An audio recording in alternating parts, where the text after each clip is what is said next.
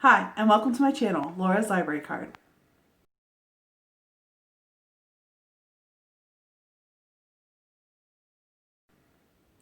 For the final time, my husband Ben and I will be here discussing the last and total series of Bridgerton. Well, maybe not the last time I'll be here, but... Well, I just meant that we are finishing season 1 of Bridgerton on It's Netflix, and we are here to give our thoughts on the final 2 episodes, episodes 7 and 8, and the whole show all together. So, yeah, we are here to bring you our thoughts. I think you have said multiple times that one of your biggest frustrations in romance books is when the two characters just don't communicate. Mm-hmm.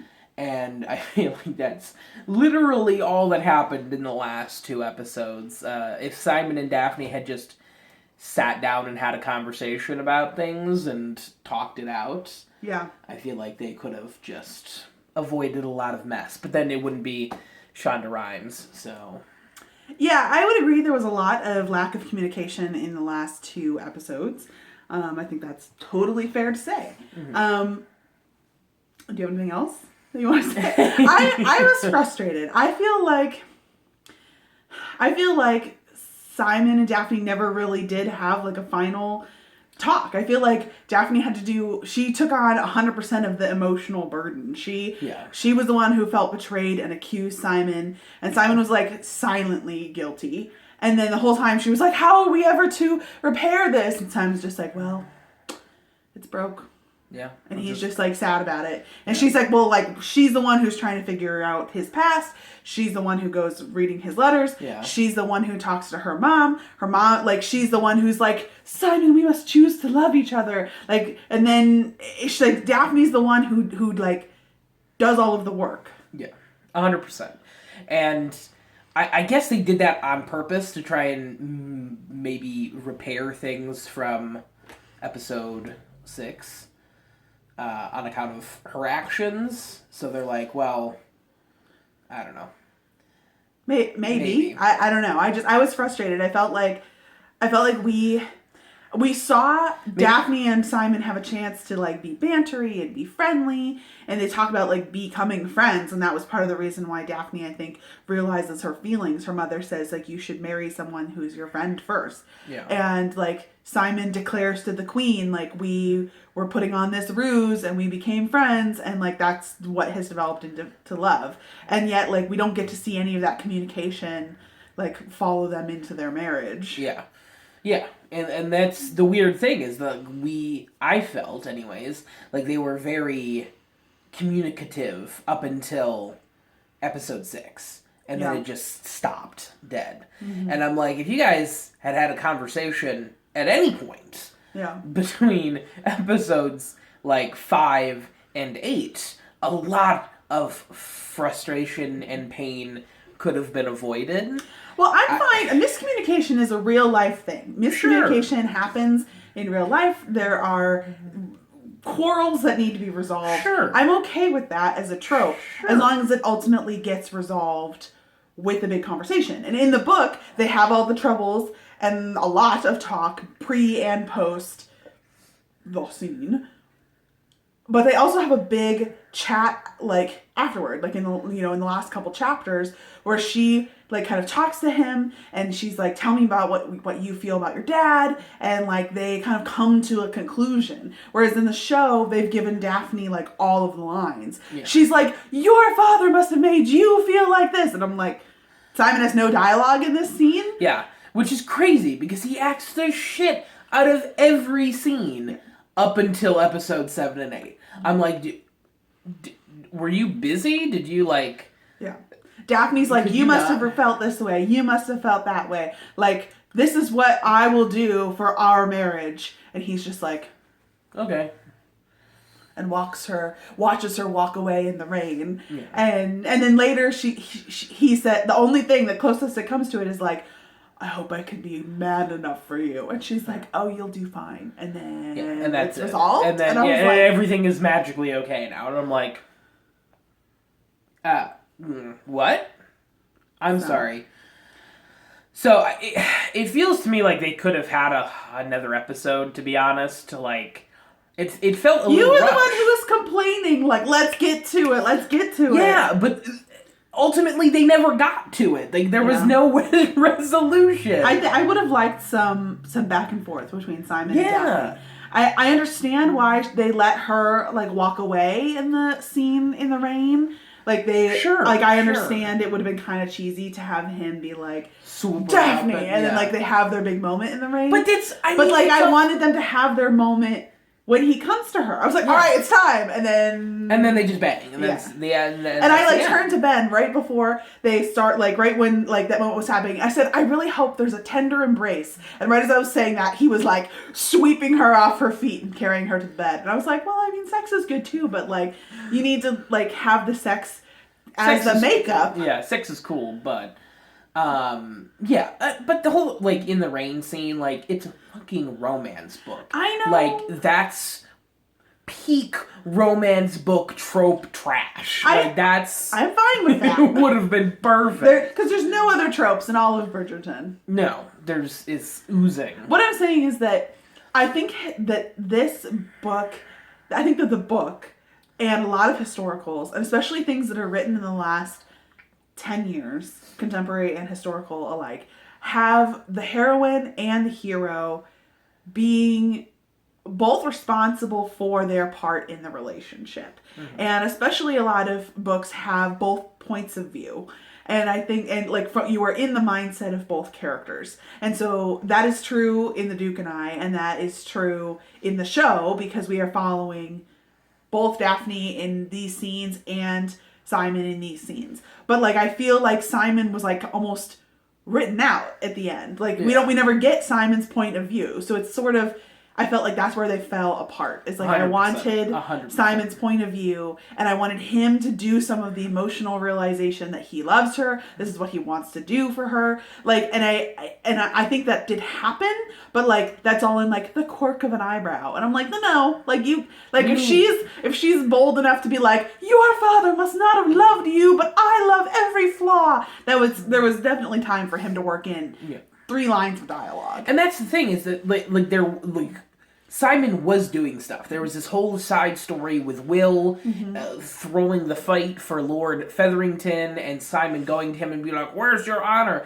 And I'm like, what are you, like, doing? Like, you didn't actually help him either. And, like, maybe it did help him along in his journey with Daphne and all, but, like, I don't know. Will pointed out in that scene that he was doing this for his family, and to be a family man and to put his family first, and that and that was an honorable thing to do, and so that was why Will was willing to proceed the way he did with the fight, and I feel like that was an opportunity for Simon to see that, like, and I think later we see Will and Alice at the ball, at the the Duke and Duchess ball, and she's, like, touching a necklace, and so, like, clearly, like, they got, he got the money, and, like, he was able to give his wife this lovely gift, but, like, I don't know, I felt like Daphne's dialogue hammered home, told the viewer, this is what's happening,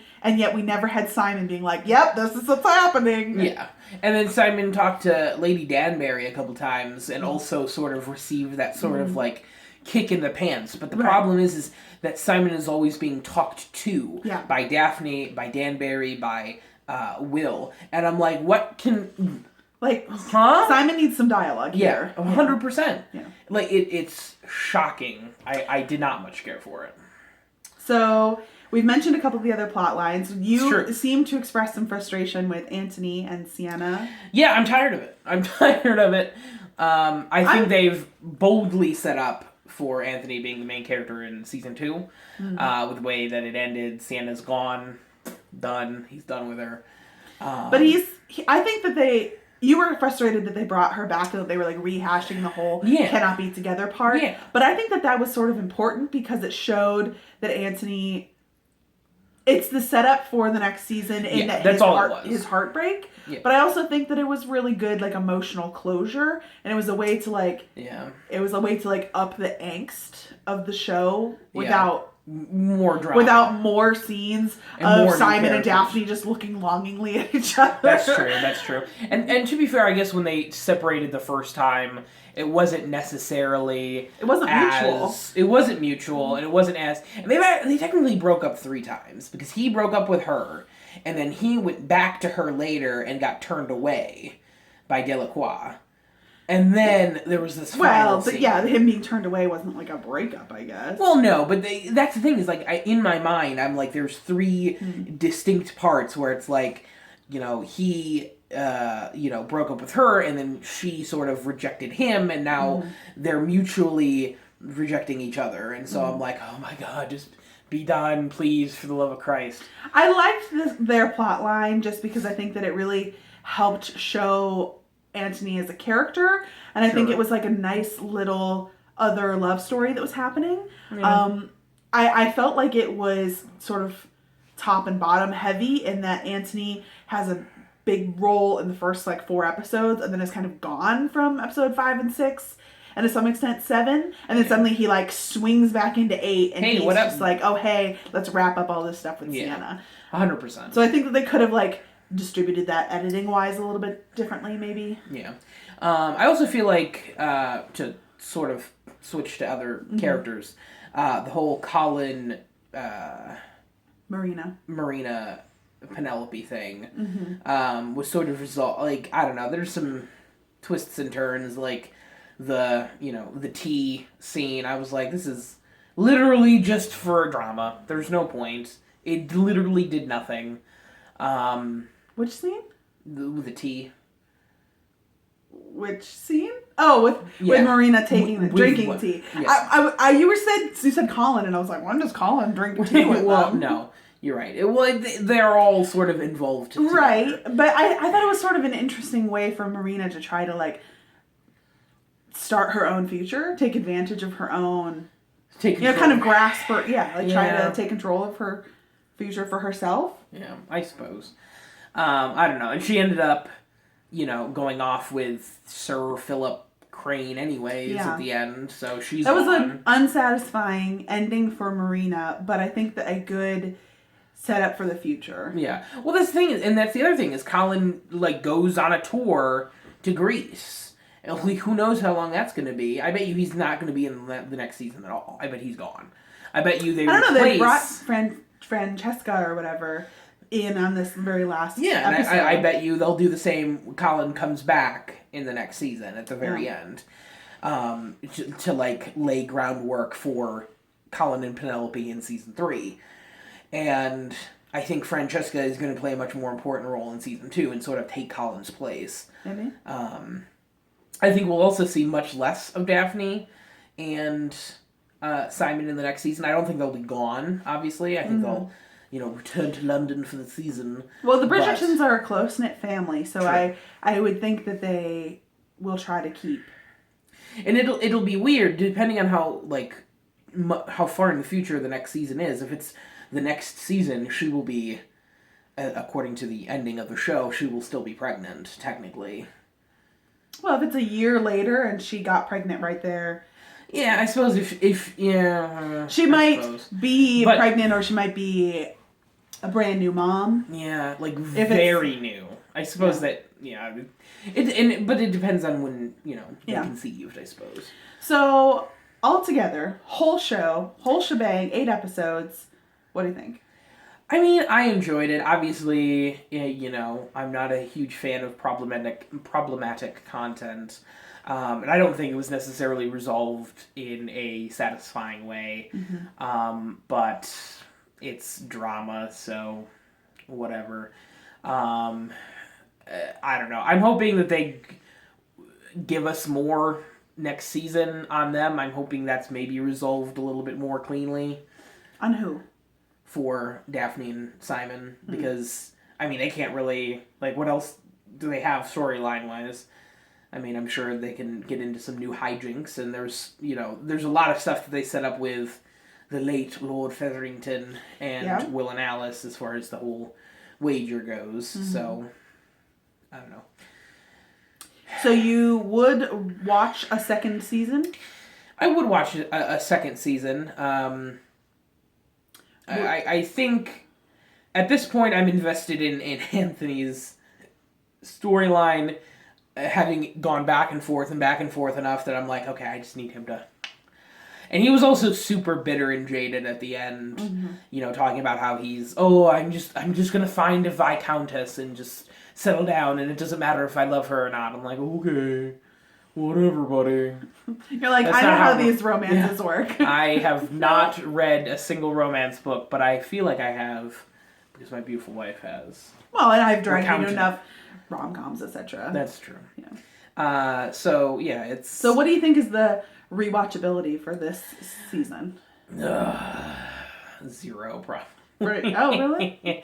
That might change. Not right now. But yeah, I mean my opinion might change a few months or, years removed from it. But I feel like we know all the twists and turns. We know who Lady Whistledown is. I was right. Yes. But yeah, I don't know. I don't know. I feel like I don't feel like it has any rewatchability right now because we all know all the twists and turns, and that's like these sorts of dramas to me, like that's the main part. Yeah. And so when you know all of the who's who, then you're like, to me, it's not as much fun. I found the show beautiful. To watch, like visually stunning. Yes. Excellent score. The score was really great. The acting was great. The set pieces were great. The costumes were great. I enjoyed the drama. Super diverse cast. Nice diverse cast. I liked the general overall arching of things, excepting what we spent the first 10 minutes griping about, which was lack of communication. Yeah. I do feel like there is rewatchability for me going forward. Not immediately, but I could see us rewatching this like next Christmas maybe. And I would watch a second season. And I think I'm going to pick up the next book in 2021, just to kind of see a little bit more. I read somewhere that we kind of have spoilers from books 1 through 4 based on this season of the show. Sure. Which, whatever, that doesn't necessarily bother me. Surprise, surprise, each romance results in a couple that live happily ever after. Yeah. I'm wondering if it's... I'm not sure how many seasons they're planning on doing or how many seasons... I think it depends on how well this one does. Yeah, that's true. But my main thing is that I'm hoping that that Bridgerton is a success, and that this opens the door for more... especially historicals, but definitely romances are kind of made. And I feel like a lot of historical movies that are made, historical kind of like romance movies that are made, are all just like Pride and Prejudice times a million. And I love me some Pride and Prejudice. I love multiple versions of Pride and Prejudice and all the other Jane Austen, books and Bronte books. But like, there's so much other great historical romance and contemporary romance, and I really hope that the success of Bridgerton opens the doors for some of those other authors and beloved series. Yeah. Not unlike a Harry Potter for the romance genre, if you will. Sure. I feel like Harry As Potter, it functioned to blast open the doors for more YA correct. popularity. Yeah, that would be fine with me if Bridgerton paved the road for future awesome romance content. That'd be great. Yeah. So we have come to the conclusion of watching the Bridgerton series, and these are our thoughts. 100% unscripted, just blah, blah, blah, blah, out to you. Sorry for the length of this video. If you watch the show and you have any comments, if you think that we were wrong, please leave those down in the comment section. And or don't. That's fine too. If there's any other shows that you maybe would be interested in our opinions on, I don't know that this is going to be a regular feature of the show. This was sort of a special thing because I read a lot of romance, and I read The Duke and I in anticipation of the show coming out. But I don't know. We'll definitely be doing season 2. Sure, we'll come back for season 2. And there's been some discussion off camera about Ben coming onto my channel again, and we have some ideas for 2021. So if you also have some ideas or requests, you can leave them in the comments. Doesn't mean we're going to actually, take those requests. But thank you so much for watching, and don't forget to like this video and subscribe to my channel. And take care. Happy holidays. Bye.